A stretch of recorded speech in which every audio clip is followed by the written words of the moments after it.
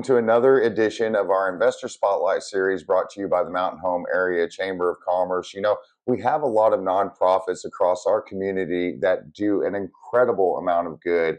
And with this organization, it is no exception. I am here with Gretchen Smeltzler. Is that correct? Yep. Yeah, good pronunciation. From Into the Light, organization that is doing a lot, not only in our area, but across the entire state. You cover a large area, don't you? Yeah. Okay, so tell me a little bit about Into the Light and what you are about and your mission.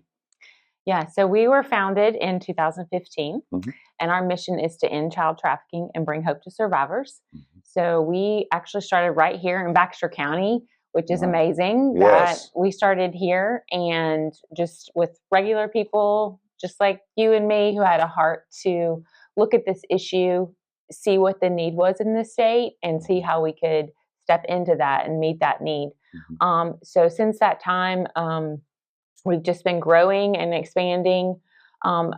We have an office in Springdale, Arkansas that serves Northwest Arkansas. We have an office in Little Rock that serves Central Arkansas. Mhm. And then this Baxter County office serves all of North Central Arkansas. The entire North Central area. Okay. Yes. And so what it looks like, what we do on a daily basis is we employ 8 full-time advocates, Mhm. and they carry a caseload of survivors of trafficking. And they provide a 24-hour crisis response to any type of emergency Mhm. need that child has.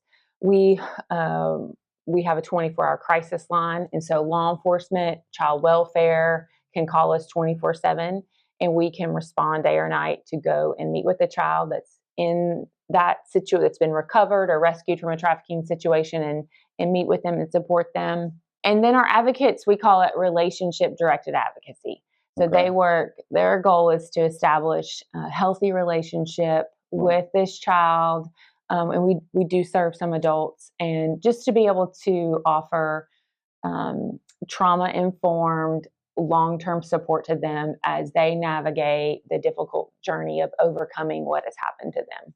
And it just got inspired here from Mhm. victims from seeing that happen across the state. Is that really Yeah. what happened? Yeah, there Mhm. was a group of individuals that became aware that this was happening in this community and all communities really across the state. Mhm. And with that understanding was like, what's the need? And we just reached out to different people who are on the front lines. Right. Juvenile services, right? Mhm. Or is it one? Child welfare is one, law Sure. enforcement.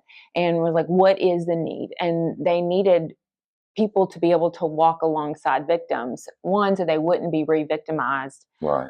Because unfortunately, when that's happened to you, you don't always fully understand what has happened to you. And it doesn't always mean that the trafficker gets arrested immediately, Sure. right? So that person is often, or the people that are connected to the trafficker often, calling back, come back, trying to Mhm. get you, and maybe out of fear, um, you know, Or even a comfort level yeah, maybe a that they've connection to developed. that person. Right. I'm feeling like this person is my boyfriend, or this person loves me, a father figure. Feeling like if I don't, do this, there's, lots of threats and intimidation that happens. It's a lot, like it's like domestic violence times 1,000. Wow. Yeah. It's a common thing where, and so children really needed someone to say, hey, like, I understand this dark world, Mhm. understand that you're going to be on a long journey Mhm. and of ups and downs, Right. and we're going to walk with you. We're going to support you. That's And incredible. so we partnered with the child and with the family, Mhm. or whoever the parent and guardian. Sometimes that is the state, sometimes Sure. it's child welfare. Okay. Great. Mhm. Great. Well, I know it may not be particularly easy to identify Mhm. somebody who might be a Mhm. victim of this Mhm. type of situation. Is there anything that we could do as a public to be more aware? Yeah.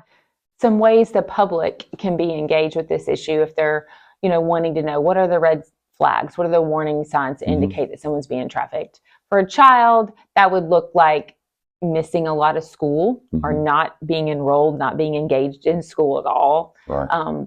Why aren't they? What's going on? why are they missing so much school, I think is a great question. Also, if they were very engaged in school and now they're not, so a change in behavior, maybe sleeping in class all day. If they have addiction issues, like that's a new thing in their life where they now are addicted to controlled substance or using them frequently. Traffickers will also often force that on victims to keep them compliant. Right. And but the number one indicator of trafficking in a child is that they're run away 4 more times in a 12-month period.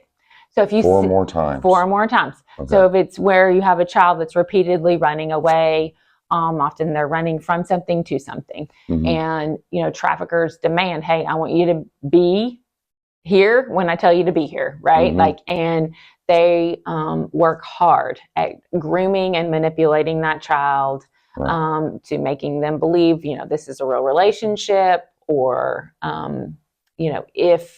if you don't do what I say, if you're not compliant, harm may come to you or someone that you love. Right. And so, those are major indicators. When you're looking at an adult, again, it's maybe this adult, it's very similar to domestic violence. It often looks like that. So they're not as connected as they were to safe people and their families, right? There's a disconnect there. Again, addictions for sure can be a part of that. You see physical abuse, sexual abuse, emotional abuse occurring. Those can all be indicators. Okay. If the public is, out and they have a concern, they see something that makes them just that feeling in your gut, like something's off in this situation. Yeah. They can always call the National Human Trafficking Hotline, which is 1-888-373-7888. Okay. And so that hotline is available 24/7. They have advocates that answer the phone. You can report anonymously. Sometimes you do have to wait a while. Sure. But it's a place that you can call and report something. Right. If you feel like, hey, this is a situation, I just need to report it. Right. So would it be helpful, like if it was in a store situation or something, that you got the person's vehicle tag number, absolutely, something like that, a description, a time, that you see that, so maybe a camera can catch it, that sort of thing. Absolutely. And then be your own detective, but stay out of harm's way. Absolutely, yeah.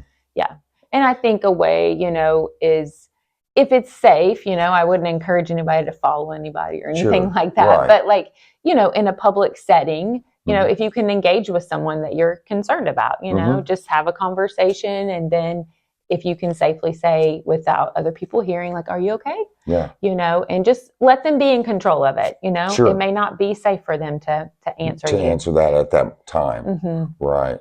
So I guess another way that we could help is by, educating ourselves, but I'm sure you need monetary donations to help fund the organization. Absolutely. So how can we help with that? Yeah. So, of course, we're a nonprofit, and we need financial partners to help continue doing what we're doing. We are able, so we can partner with the child and the family and be able to meet basic needs and provide those ongoing services. It's important to know that all of our advocates are highly trained and they're full-time staff. Okay. So they work every day with law enforcement, child welfare, prosecutors, and the child and the family.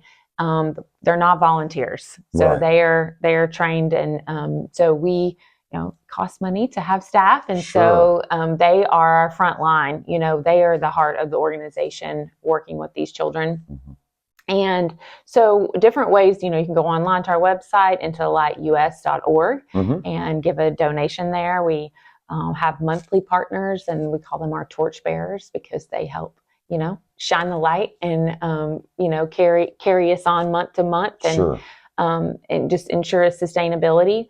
We have some fundraisers coming up. Okay. One particular here in Mountain Home. So we have a fundraising event coming up. It's the Light of the World Benefit Concert. Oh, wow. And it'll be at Twin Lakes Baptist Church. And we're really excited about the band that we're bringing in. They're called Act of Congress. They're an amazing band from Georgia. I've heard them many times and love them. So excited about bringing them here. Right. But just wanting to bring that, some great music for the public, but it's a way that you can come and then, donate and be involved in what we're doing at Into the Light. So that's November 9th at 3 p.m. at Twin Lakes Baptist Church. Great. So, and does that cost anything? No, it's free. It's free. So you can save up all your money and donate to the organization, which would be great. Mm-hmm. Great. Mm-hmm. So what else can we cover for you? We're just grateful. I'm grateful for this community. Mm-hmm. We launched here in 2015, and I'm sure being a small town, it was like, why here? Why is this starting here? But it's been a blessing to see the community have such a heart for this work and partner with us and say, we're not scared of this. Right. We know that this happens and unfortunately, and we want to partner with Into the Light and come alongside them and help them grow and expand through all of the state. Exactly. So we're not going to just sweep this under the rug. We're going to fight it. Yeah. Every small town has a hotel where you might see problems like that existing. Yeah, absolutely. Or that. So instead of being reactive, let's be proactive. Yes. Absolutely. So great. Well, Gretchen, I want to thank you for joining us today, and I want to thank you all for joining us today. And again, you can go to intothelightus.org and make donations there. Go support them through their concert. You can find the listing at Enjoy Mountain Home under the membership directory. And if you have any questions, feel free to reach out to us or them. They will answer your phone calls at any time. So thanks again, like I said, for joining us. And until next time, have a wonderful day.